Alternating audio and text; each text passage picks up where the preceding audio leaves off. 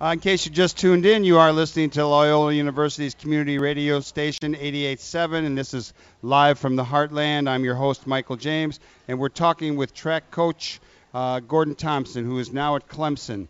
Now, Gordon, one of the things that you and I have talked about over the years is the status of track and field in the American consciousness, the state of the sport, so to speak.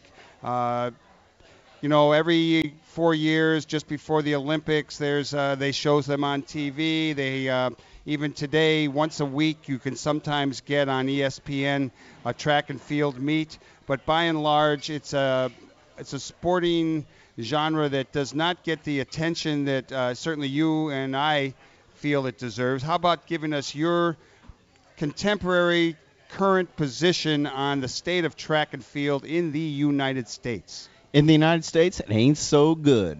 Our marketing plan is horrible. Presentation on TV is really bad in that it's not interesting presented at all. So we gotta zip it up, put a lot of flash and sizzle into our sport. Just as a pure fan, I'd much rather watch the X Games on TV. It's exciting. You're seeing a lot of drama.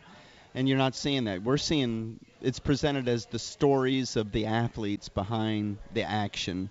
And I'd much rather center on the action itself. And there is a lot of action in track and field. There is a lot of drama in track and field on the action part.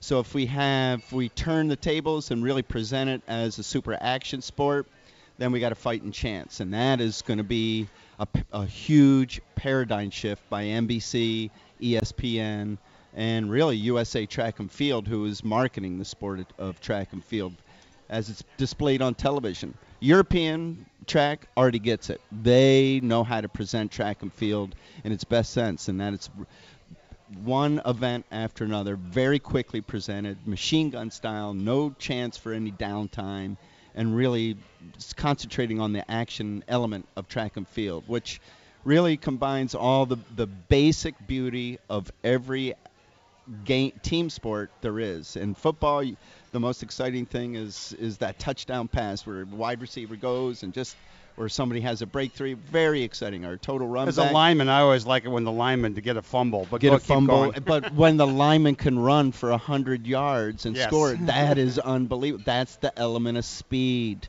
And the element of strength is also in football. The element of explosions in baseball. The element of but these are basics of fundamentals of track and field.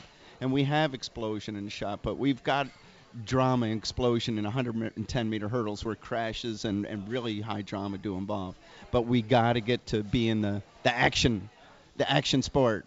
Well, your take on a former action-oriented athlete, a high jumper, Dwight Stones. He's the guy we see doing a lot of commentary. What do you think he does? Does he do? He does pretty good as an analyzer of technique, but he's trapped in the old paradigm. But Dwight could be taught to learn a new paradigm, how to present track and field. And on the whole, he's a very positive influence.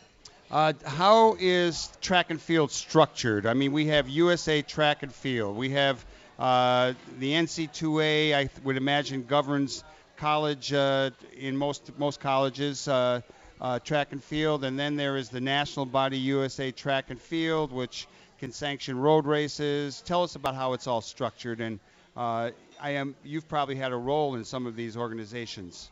Well, yeah, I do have a role. I'm for the USA Track and Field, which is the national governing body of our sport, which reports to the U.S. Olympic Committee, who then reports to the International Olympic Committee. Yeah, I have a endurance role for USA Track and Field, as I'm the Olympic Development Chairman for all the distance events for men. And that's been a high degree of responsibility, seemingly, since that's the one event area that we've only gotten a couple medals over the last couple games. So the pressure's on me and a few others to really try and implement new programs and projects that can help domestics, Olympic level distance runners get on the podium, first, second, or third. And the driving force behind all this is money from U.S. Olympic Committee is how do we get more medals? And USOC has made a really kind of a poor decision to equate medals with corporate sponsorship. They say that if we can get more medals, we're going to get more corporate sponsorship. And right now, USOC is in a world of trouble because corporate sponsorship is now taking a nosedive with the economy. So this has going to have a trickle-down effect. Are some of the programs and projects that we implement, USA Track and Field, are they going to be hamstrung by USOC? And the answer is yes. We're going to have trouble funding some of the programs. And one of the big deals that we have for endurance athletics, for all endurance, a long-distance swimmer, a biathlete, any endurance, is being able to train at altitude. We've got some of the best altitude training sites of all the world. Flagstaff, Arizona used to be the Olympic training site for altitude training. Funding was just pulled from that as an official high altitude Olympic training site. So that's going to have a little bit of trouble for us down the road. Altitude's a big deal. 85% of all medalists in past games were either born or trained at altitude. It's the clean way of blood doping. I mean, you go to altitude to elevate your red blood cell count without blood doping, without injecting any drugs.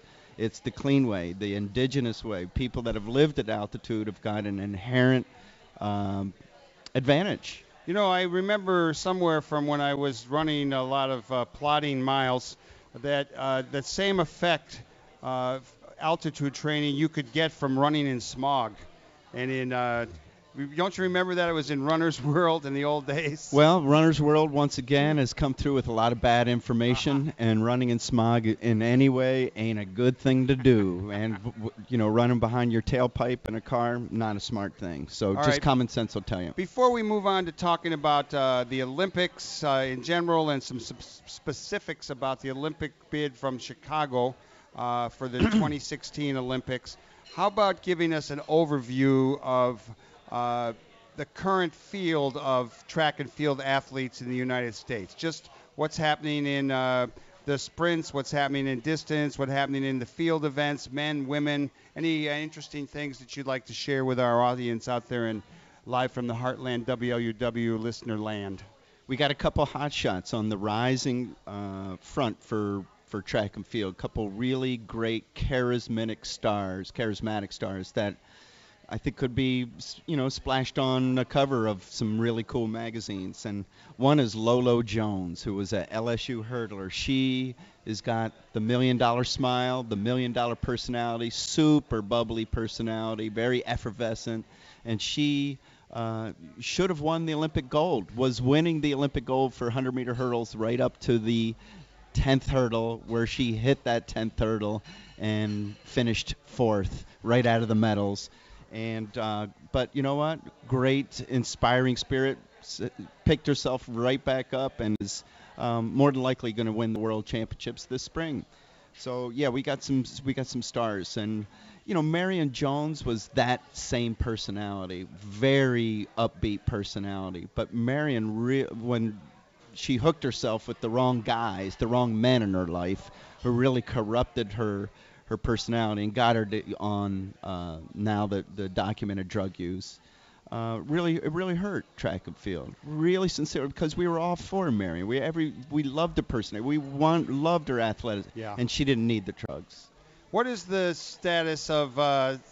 There's always an ongoing attempt to cheat in a lot of areas, but given all of the steroid things going on in professional sports, where does that leave track and field, and what's the current situation regarding steroids, blood doping, any of those kind of things in track and field? Well, the current situation is the same situations we were in 776 BC. I mean, it was really cheating went on in the ancient Olympic Games, and that was part of the demise of it when they stopped the ancient Olympic Games. And cheating is always going to be a part of the Olympic Games. And drug abuse the cheaters are always ahead of the testers, because science always is going to be trying to catch up.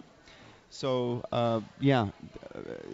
it's just part of it. How do you minimize it is you go to education. You go to try and hit the value-centered part of what sport the Olympic ideal of mind, spirit, and body, it does still ring true several thousand years afterwards.